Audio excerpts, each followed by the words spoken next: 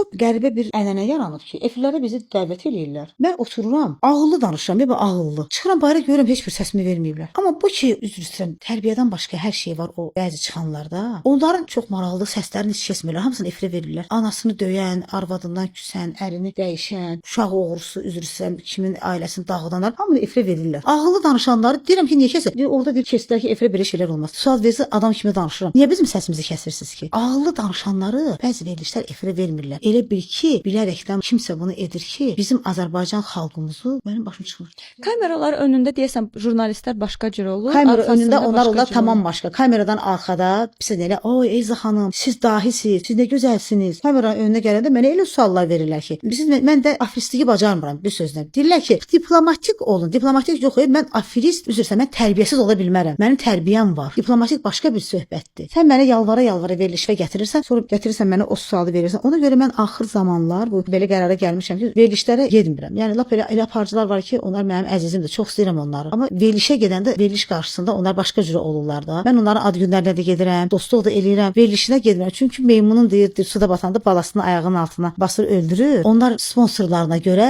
əqidələrin də bəziləri, onlar öz şəxsiyyətlərin də bəziləri, onlar öz həyatlarını da satmadıqları bir şey qalmayıb. Vətənlərini də satırlar bugünkü gündə. İncəsənətin satan vətənini satır.